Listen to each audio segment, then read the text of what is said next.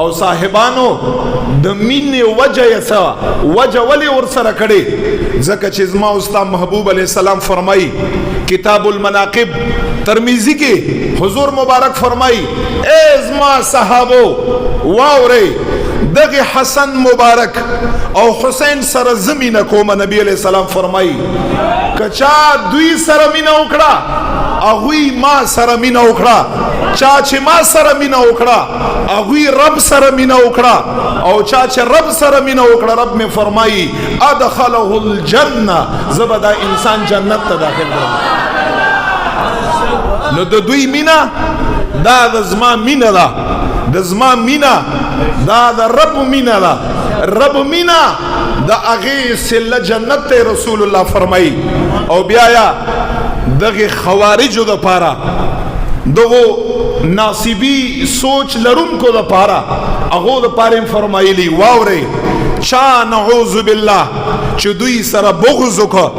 دوی سره یې کینه وساتله رسول الله فرمایي زما امتي د ځان ته مه وایي نبی علیہ السلام فرمایي ما سره بغض وساته ما سره یې کینه وساتله او چا چې ما سره کینه وساتله رب سره بغض او کینه وساتله او چا چې رب سره بغض او کینه وساتله رب نعوذ بالله جهنم ته داخل کړه نبی علیہ السلام فرمایي نو دی وجنا صحابه کرامو با دوی سره مینه کړه د هر چانا دا نن سبا خلق بزما او تا ته څوک بد شي بیانې څوک بد شي دا هغه صحیح احادیث ته کوم یې زستا سو ته بیانوم ابو بکر صدیق رضی الله عنه فرمای اے صحابو کده نبی علیہ السلام قربت غواړي کده نبی علیہ الصلوۃ والسلام نزدېکت غواړي کده نبی علیہ الصلوۃ والسلام مبارک مینا او محبت غواړي ابو بکر صدیق صحابه ته فرمایي دا درې واړه خبره د اهل بیت په مینا او محبت او په قربت کې انسان ته حاصلېږي اهل بیت سره مینا وکړه اهل بیت ته قریب شه رسول الله مبارک ته قریب شي اهل بیت ته خپل ځان نږدې کړه رسول الله مبارک ته نږدې شي ابو بکر صدیق فرمایي او کو غواړي چې زه رسول الله مبارک سره مینه او محبت وکړم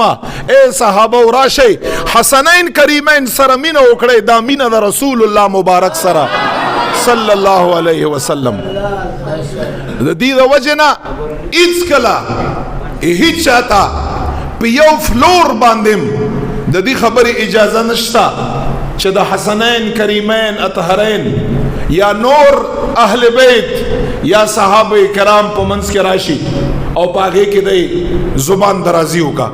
کچا اوکړه قسم دی د الله په نظم مجرم د رسول الله مبارک په نظم مجرم د ټول صحابه په نظم باندې نعوذ بالله دا انسان مجرم دی